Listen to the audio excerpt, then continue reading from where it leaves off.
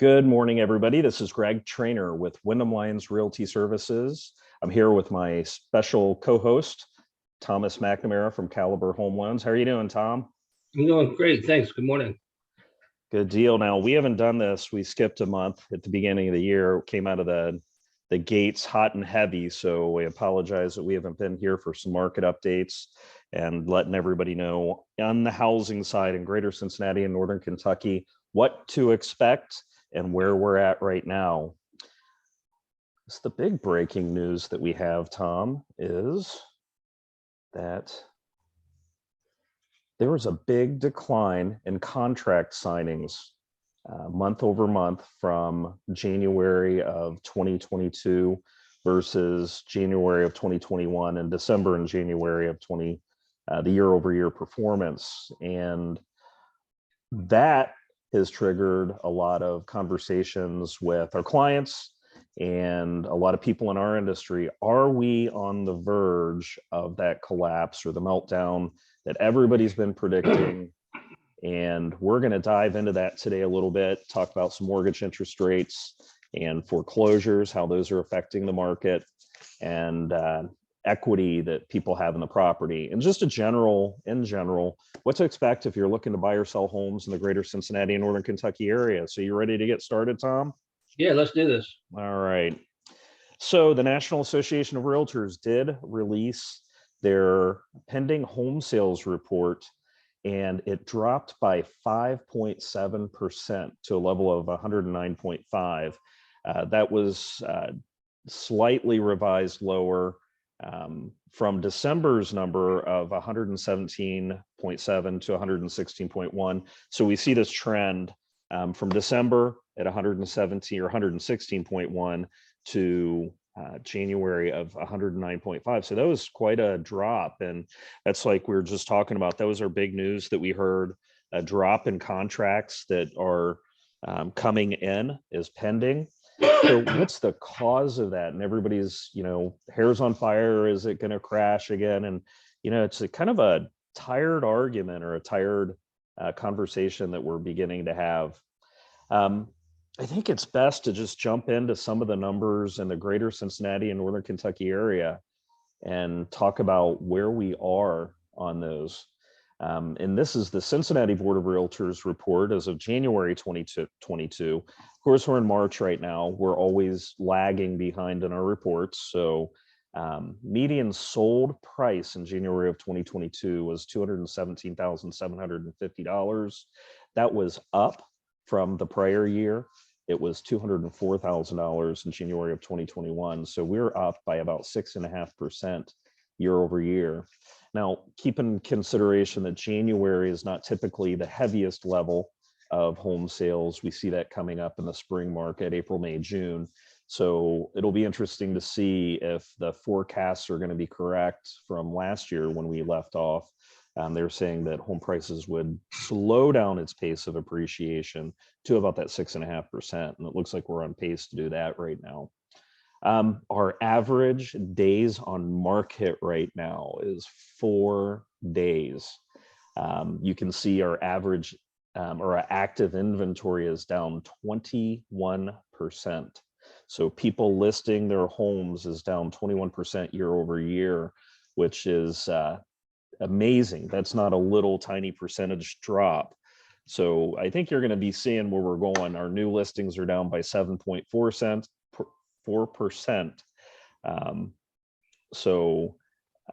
Let's jump over to the Northern Kentucky area. If you're looking for homes, and I'm going to have to put my readers on for this because the eyes aren't what they used to be. Year over year for sale percentage of changes down 10.8% in the Northern Kentucky market. And for everybody that's showing buyers homes over in Northern Kentucky, it is a challenge. I'm trying to stay child friendly here. It's very much of a challenge in Northern Kentucky. We have so few homes coming on the market right now. You have to be very unique in your plans to be able to bid on properties and win. We can see the average sales price here.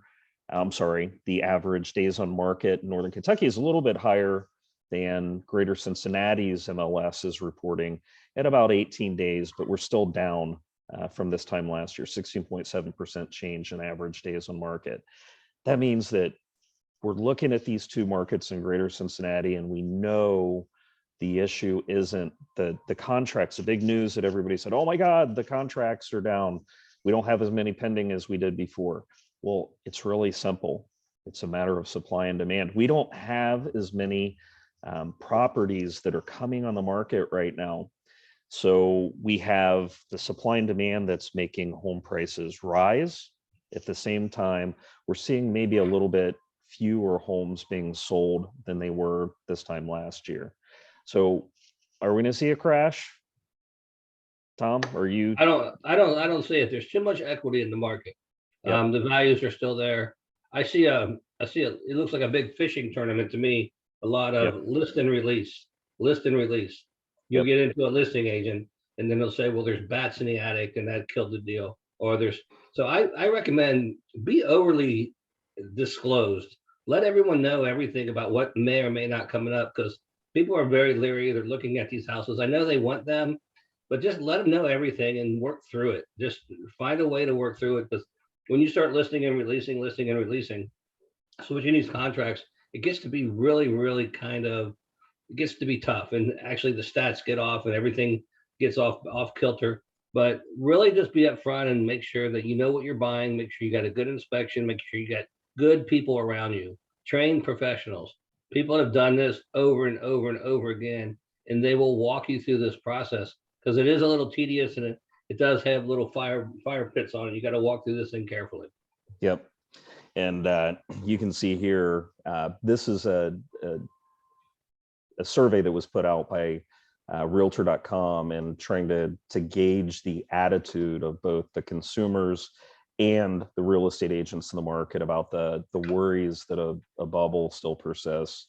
And you can see consumers are very concerned about that. So that means a lot of buyers. When somebody asks you the question, we talked about this before, when somebody comes to you as a professional in the real estate industry and says, do you think that there's a housing bubble?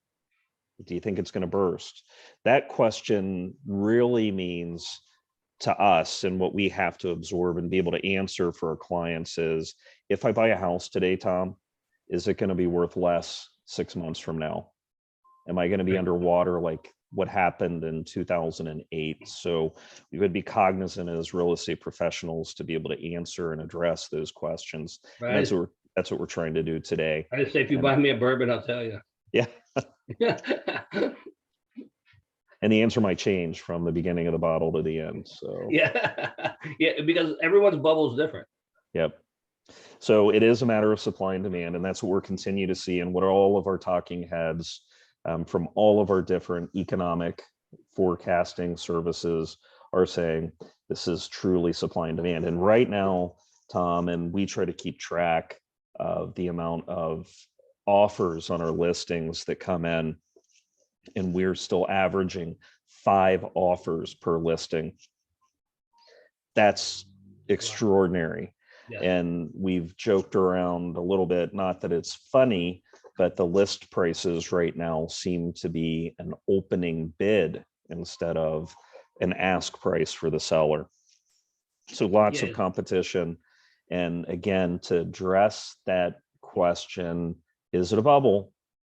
Well, if our brokerage is averaging 5 offers per listing, then I'm sure we're a pretty good litmus test, or a pretty good indicator for the rest of the brokerages out there.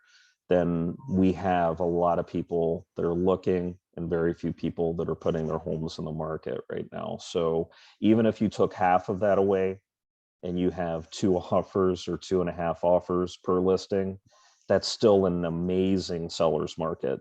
Traditionally, and I don't want to get in the weeds on this, but traditionally we have 90 some odd days of 90 to 180 days on the market, or I'm sorry, inventory to back it up on the absorption rates to make a healthy buyer seller's market.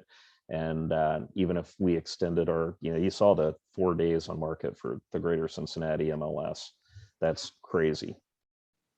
So one thing that I want to impress too, Tom, is we keep talking about the homes going up in prices and the interest rates going up just a little bit, which we'll get into. I want to make sure everybody understands that we're in 2022 now, and homes are maybe less affordable as interest rates and prices go up, but they're not unaffordable right now. I want to show you this graph that we have put together, and it comes from the National Association of Realtors, and it comes from the Affordability Index from 1990 all the way until today. And you can see back in from 1990, the affordability all the way up until 2008. And this is when our market exploded. 2008 or imploded, not exploded. 2008 and 2009, and for totally different reasons for where we sit today. Bad lending practices, bad appraisal practices. The industry as a whole was giving loans to people who couldn't qualify. So we're not even close to being there, but you can see what happened. Those distressed properties came on board and made housing less affordable during that time period. Interest rates were up. Those distressed properties dominated the market, and now we're getting back to, and have been over the last few years, at a very middle of the road pace on affordability. So a home, as the prices have recovered from this crash, to interest rates being at still near those historic lows, and incomes being up, we see home affordability staying at a decent level.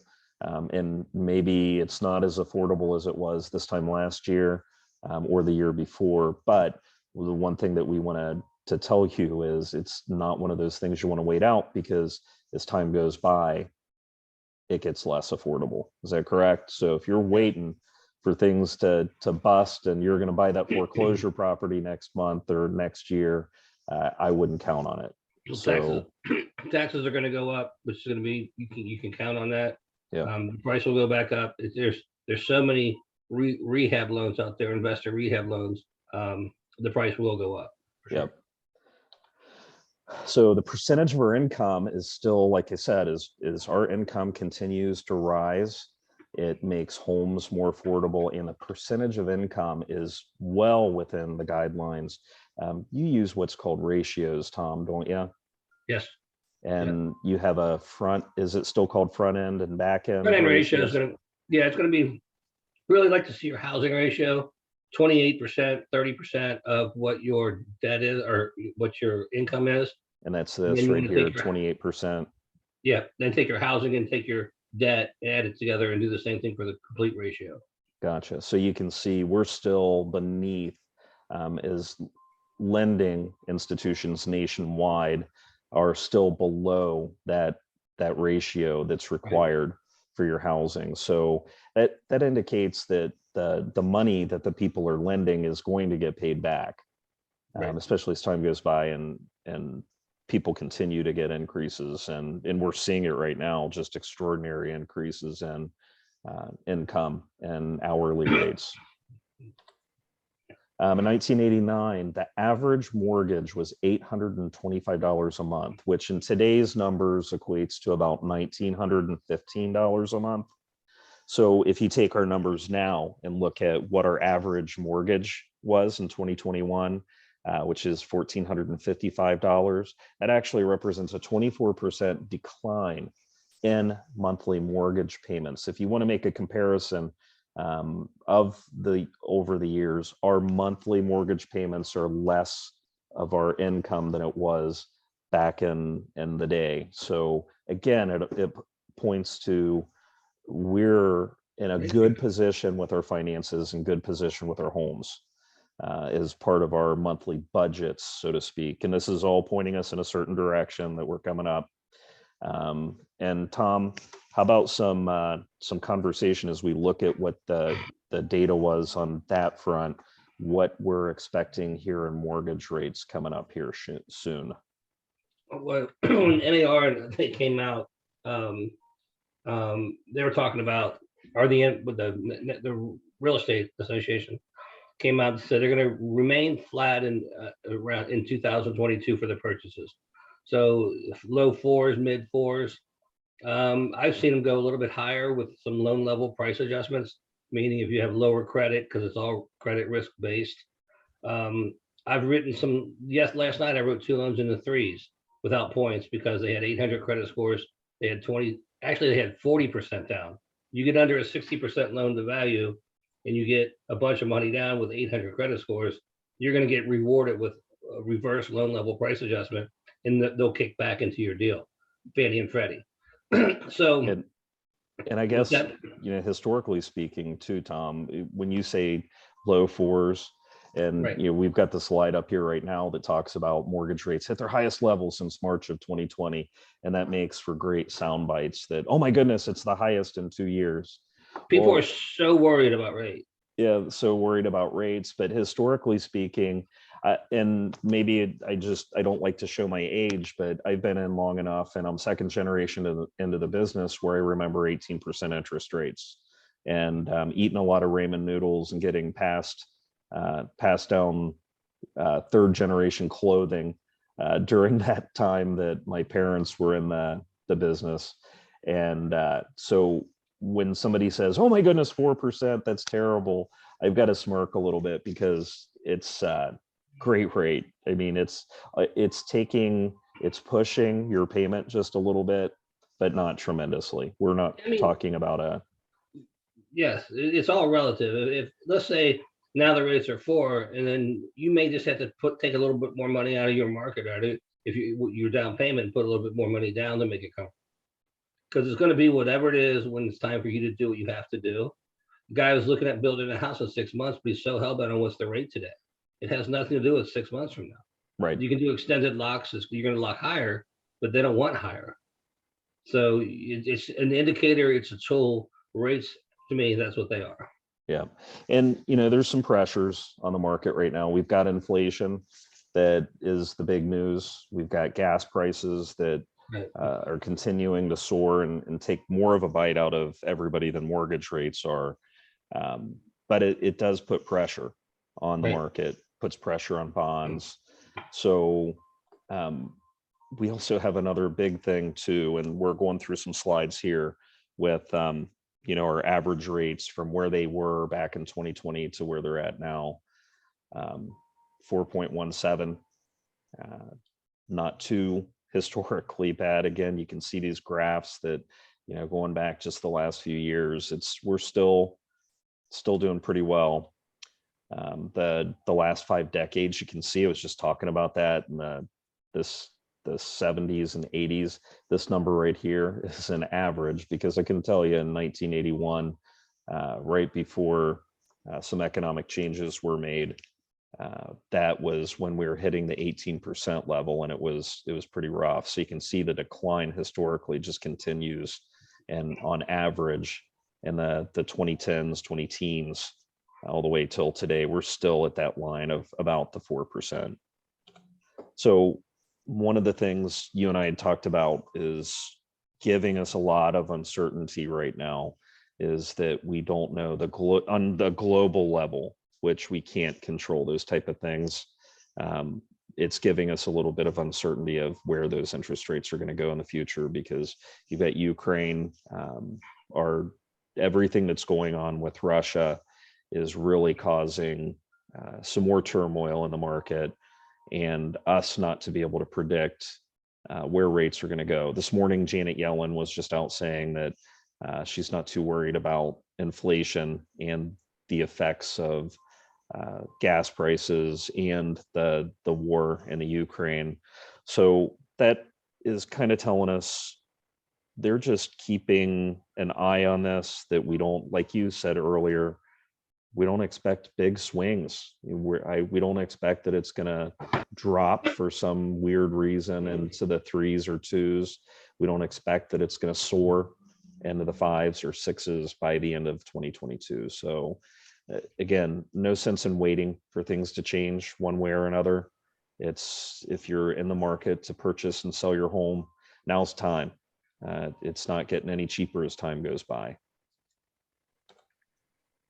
And again, another one of the talking heads in the industry, talking about, again, the global forces that are at work right now with petroleum wars and our inflation that seems to be climbing at a steady pace, is going to make 2022 difficult to predict. Again, the geopolitical risks with inventory at an all-time low, buyers are still having a difficult time finding a home given the situation in the market, mortgages, home costs, and inventory. It would not be surprising to see a small retreat in housing demand. Lawrence Yun is the chief economist at the National Association of Realtors, and he also added that those same geopolitical risks that we're talking about could drive maybe even lower treasuries, but not much, just a little bit of downward pressure in what interest rates are. Again, no big swings are predicted at this point.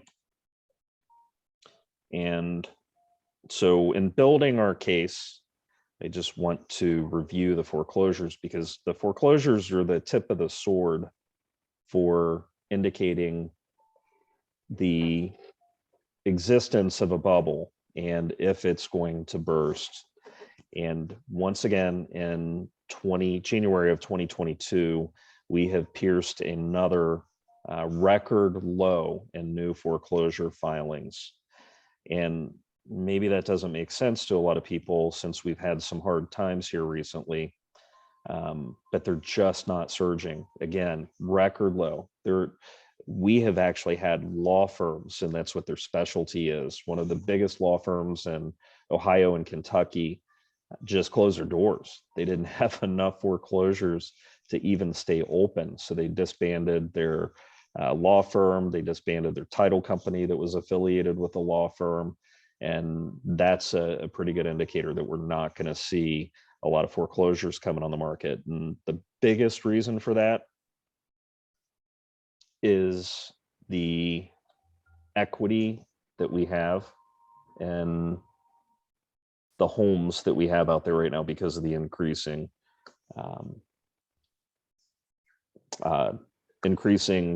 equity in your property. So I want to show you why some of these foreclosures aren't occurring. One is 38. This is a number of the forbearances that were issued and given during the COVID time period. 38 have been paid in full, 38% of those.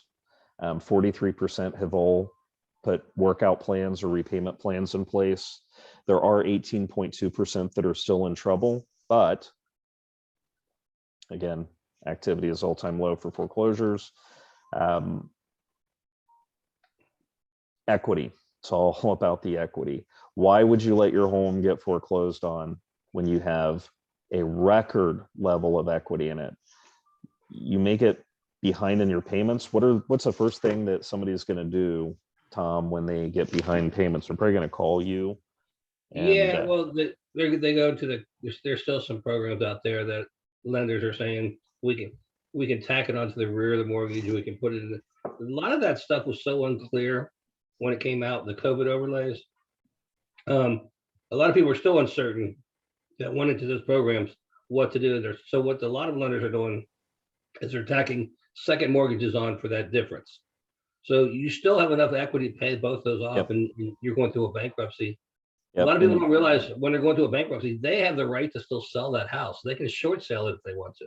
Yeah, whatever they can work out. And at the same time, they were going through those forbearances. Right. Look at these numbers: average increase of $57,000 over the prior year in home equity. So even if you're behind in your payments, you have a more than enough equity that has went past that. More than enough equity that's built just in the last couple years to cover any of that shortfall or anything that you got behind in. So the options are, and part of the program was, it's not supposed to hit your credit. And are you seeing that, Tom? Have you seen where they're freezing it? Yep. They put government disaster on it, or they'll put some kind of verbiage on there saying that, so it's not, and they're pulling it out of your scores. Right, you could refinance, is that not right? if it's After you not make crushing your scores. after you make 3 consecutive, sometimes 6 consecutive payments, depending on the lenders. Yep. And so they have the option to refinance. Yeah, If they can't refinance, then they can always sell it and put the money in their pocket. Maybe they go to rent for a little bit. right. Maybe they purchase down and get a more affordable home if that's possible. So there's a lot of reasons, and equity is the big reason that we're not seeing those foreclosures. When we saw the foreclosure crisis in 2008 through 2012, 13, 14ish, that was because they were underwater. They had bought homes that they couldn't afford. The home prices were extended for they were bad appraisals back then. I remember that.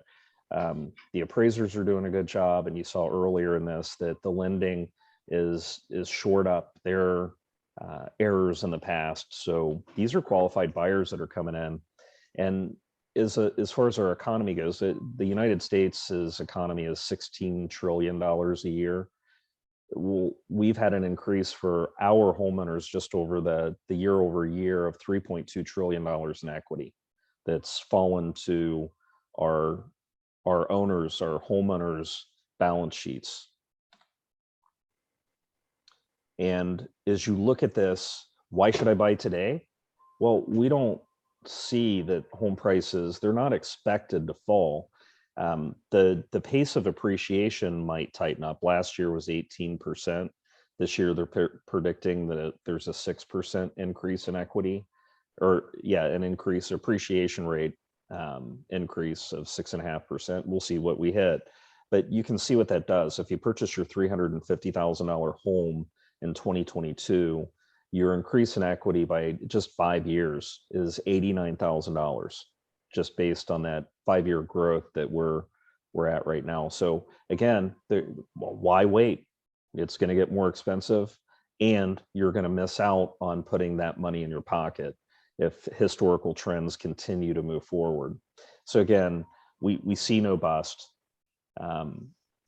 If you're a homeowner versus a non-homeowner or a renter, it is one of the best sources of wealth that you can have. Homeowners have a greater net worth at every single income level.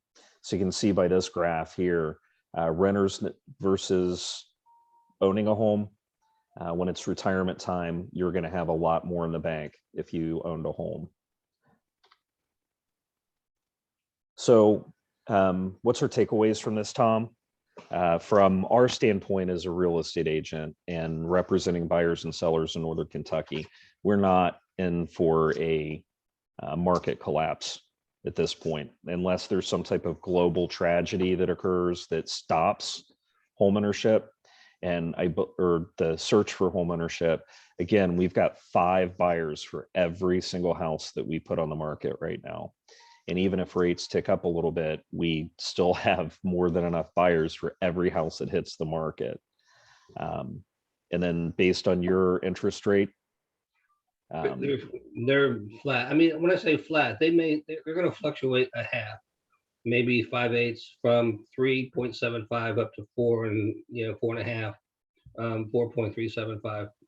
yeah, But that's and unconventional. Great rates. They're phenomenal. So really the takeaway is our market is healthy. It's challenging. It's super challenging right now. If you're just selling your home, it's wonderful. If you're buying and selling, it's tough. If you're just buying, it's tougher. But what you have to do is you have to have strategies and work with a good team, your loan officer, your real estate agent, to make sure that you have a solid strategy to win those homes and understand where we're at today, which is we're not out there to get a super steal on a house. That just doesn't exist. Your team needs to work with you to strategize and make sure that the win is actually getting your contract offer accepted. So all our folks here at Wyndham-Lyons Realty Services are trained to explore all of those strategies to make you as a buyer successful at winning your bids and your offers on the properties. Work with great people like Tom McNamara over at Caliber Home Loans to make sure that we have the best approval letters and financing terms available for not only the sellers to see, but our buyers to experience and take advantage of. If one of our folks want to talk to you, Tom, and if you're looking to list right now, you should already be talking to your loan officer to make sure that you get qualified for your next loan. So that part of the process is already underway.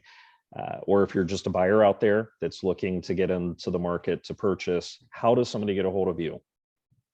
Easiest way is my cell. It's 859-GOT-LOAN, 468-5626.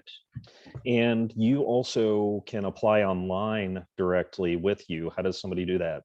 It is under TMAC Lens, TMACLENDS.com. Awesome. And if you are out there and you want to know more about the market, more about our unique strategy to make sure that you're going to win a home when you put an offer in, our agents are all trained, wonderful, experienced agents that are honest and will make sure that you're educated completely on the market as well. You can get a hold of us here at the office at 513-322-2905. You can also visit our website, which is www.wyndham, WYNDHAM, Lyons, LYONS.com.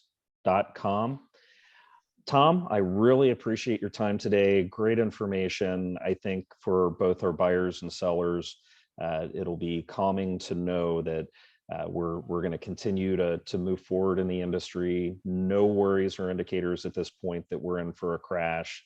And there is no better time than right now to get your home on the market and start looking for a new home.